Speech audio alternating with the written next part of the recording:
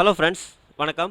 நாம் இப்போ பார்க்க போகிற டாபிக் ஓட்டுநர் உரிமம் குறித்த ஒரு சூப்பரான அப்டேஷனை பற்றி தான் நம்ம இந்த வீடியோவில் ஃபுல்லாக பார்க்க போகிறோம்.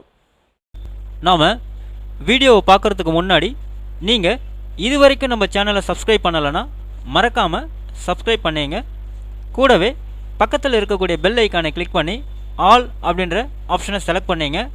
அப்போ தான் நம்ம சேனலில் போஸ்ட் பண்ணுற எல்லா வீடியோஸினுடைய நோட்டிஃபிகேஷன் உங்களுக்கு உடனே கிடைக்கும். வீடியோவை ஸ்கிப் பண்ணாமல் முழுசாக பாருங்கள். வாங்க நம்ம வீடியோவை பார்க்கலாம்.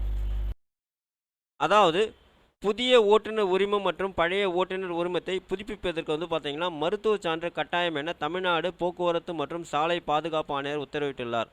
அதாவது பார்த்தீங்கன்னாக்கா இது தொடர்பாக அவர் வெளியிட்டுள்ள அறிக்கையில் என்ன சொல்லியிருக்காங்க அப்படின்னு பார்த்தீங்கன்னா, மத்திய மோட்டார் வாகன விதி எண் 5 படி 40 வயதிற்கும் மேற்பட்டவர்கள் பதிவு பெற்ற மருத்துவரிடம் மருத்துவ சான்று பெற்ற பின்னரே புதிய ஓட்டுநர் உரிமம் பெறுவதற்கோ அல்லது பழைய ஓட்டுநர் உரிமத்தினை புதுப்பிக்கவோ இயலும் அப்படின்னு சொல்லியிருக்காங்க. அப்போ யாரெல்லாம் பார்த்தீங்கன்னா 40 வயசுக்கு அப்புறம் நீங்கள் பார்த்தீங்கன்னாக்கா புதுசாக டிரைவிங் லைசன்ஸ்க்கு அப்ளை பண்ணுறீங்க, இல்லை உங்களோட டிரைவிங் லைசன்ஸ் பார்த்தீங்கன்னாக்கா வேலிடிட்டி முடிஞ்சு போச்சு, அதை ரினியூவல் பண்ண போகிறீங்க அப்படின்னா கட்டாயமாக பார்த்தீங்கன்னா நீங்கள் மருத்துவ சான்று பார்த்தீங்கன்னா அதாவது மெடிக்கல் சர்டிஃபிகேட் நீங்கள் அந்த அப்ளிகேஷன் ஃபார்ம் கூட அட்டாச் பண்ணி கொடுக்கணும் அப்படின்னு சொல்லியிருக்காங்க. மாநிலத்தின் ஒரு சில இடங்களில் தகுதி வாய்ந்த மருத்துவரிடம் மருத்துவ சான்று பெறாமல் போலி மருத்துவர்களிடம் சான்றிதழ்கள் தயாரித்து சாரதி மென்பொருளில் பதிவேற்றம் செய்துள்ள நிகழ்வுகள் நடைபெற்று வந்ததுன்னு சொல்லியிருக்காங்க. அதாவது பார்த்தீங்கன்னாக்கா தகுதி வாய்ந்த மருத்துவர்கிட்ட பார்த்தீங்கன்னாக்கா மெடிக்கல் சர்டிஃபிகேட் வாங்காமல் போலியான மருத்துவர்கிட்ட பார்த்தீங்கன்னாக்கா மருத்துவ சான்று தயாரித்து அந்த ஆன்லைனில் அப்டேட் பண்ணியிருக்க தான் சொல்லியிருக்கிறாங்க. இது குறித்து உரிய நடவடிக்கைகள் மேற்கொள்ளப்பட்டு வருகின்றன. இதனை தடுக்கும் விதமாக சாரதி மென்பொருளில் தகுதி வாய்ந்த மருத்துவர்கள் தங்களது தமிழ்நாடு மருத்துவ கவுன்சிலின் பதிவுச் சான்று எண்ணை பதிவேற்றம் செய்து சாரதி மென்பொருளில் கேட்கப்படும் தங்களது கிளினிக் அல்லது மருத்துவமனை உள்ளிட்ட அனைத்து விவரங்களை ஒருமுறை பதிவேற்றம் செய்து கொண்டு தங்களது பெயரினை ஒருமுறை பதிவு செய்து கொள்ள வேண்டும் அப்படின்னு சொல்லியிருக்காங்க. ஸோ இதனால் பார்த்தீங்கன்னா இந்த மாதிரி டூப்ளிகேட் சர்டிஃபிகேட்லாம் விற்கிறது அவாய்ட் பண்ணுறதுக்கு பார்த்தீங்கன்னாக்கா தகுதி வாய்ந்த மருத்துவர்கள் என்ன பண்ணணும் அப்படின்னு பார்த்தீங்கன்னா அவங்க தமிழ்நாடு மருத்துவ கவுன்சிலில் பதிவு பெற்று இருக்கணும். அந்த எண்ணை பார்த்தீங்கன்னா சாரதி மென்பொருளில் போய்ட்டு அவங்க டீட்டெயில்ஸ் எல்லாமே பார்த்தீங்கன்னா அவங்க அதாவது அவங்களுடைய மருத்துவமனை அல்லது கிளினிக் பேரை பார்த்தீங்கன்னாக்கா அவங்க முறையாக பதிவேற்றம் செய்து வச்சிருக்கணும் அப்படின்னு சொல்லியிருக்காங்க. இதனைத் தொடர்ந்து தங்களது ஆதார் எண்ணுடன் இணைக்கப்பட்ட அலைபேசி எண்ணுக்கு வரும் கடவுச்சொல்லை உள்ளீடு செய்ய வேண்டும் அப்படின்னு சொல்லியிருக்காங்க. அது மட்டும் இல்லாமல் ஆதாரை பார்த்தீங்கன்னாக்கா அட்டாச் பண்ணணும். ஆதாரில் பார்த்தீங்கன்னா 1 டைம் பாஸ்வேர்டு வரும். அந்த 1 டைம் பாஸ்வேர்டையும் பார்த்தீங்கன்னாக்கா நீங்கள் உள்ளீடு செய்யணும் அப்படின்னு சொல்லியிருக்காங்க.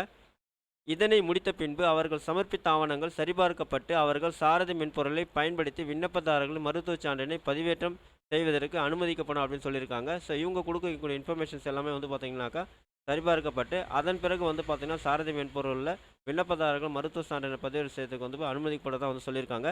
மருத்துவர்கள் தங்களது விவரங்களை முதலில் உள்ளீடு செய்து தங்களுக்கான சாரதி மென்பொருளில் நுழைவினை ஒரு முறை உறுதி செய்து கொண்டால் போதுமானது அப்படின்னு சொல்லியிருக்காங்க. ஸோ இதுக்காக பார்த்தீங்கன்னாக்கா எல்லாருமே அதாவது மருத்துவர்கள் எல்லாமே பார்த்தீங்கன்னா ஒரு முறை அவங்களுடைய டீட்டெயில்ஸ் எல்லாமே பார்த்தீங்கன்னாக்கா சாரதி மென்பொருளில் உள்ளீடு செய்யணும், அதாவது இன்புட் கொடுக்கணும் அப்படின்னு சொல்லியிருக்காங்க. அவ்வாறு முறையாக சாரதி மென்பொருள் பதிவு செய்து கொண்ட பின்னர் தொடர்ந்த விண்ணப்பதாரர்களுக்கான மருத்துவ சான்றினை மருத்துவர்கள் எலக்ட்ரானிக் முறையிலேயே சாரதி மென்பொருளை பதிவேற்றம் செய்து கொள்ள முடியும் அப்படின்னு சொல்லியிருக்காங்க. ஸோ இந்த மாதிரி பார்த்தீங்கன்னா டாக்டர்ஸ் எல்லாமே அந்த சாரதி மென்பொருளில் அவங்களோட டீட்டெயில்ஸ் எல்லாமே அப்டேட் பண்ணி வச்சுட்டாங்க அப்படின்னாக்கா ஸோ விண்ணப்பதாரர்களுடைய சான்றிதழ் மெடிக்கல் சர்டிஃபிகேட் பார்த்தீங்கன்னா எலக்ட்ரானிக் முறையில் பார்த்தீங்கன்னா பதிவேற்றம் செய்து கொள்ள முடியும்னு சொல்லியிருக்காங்க.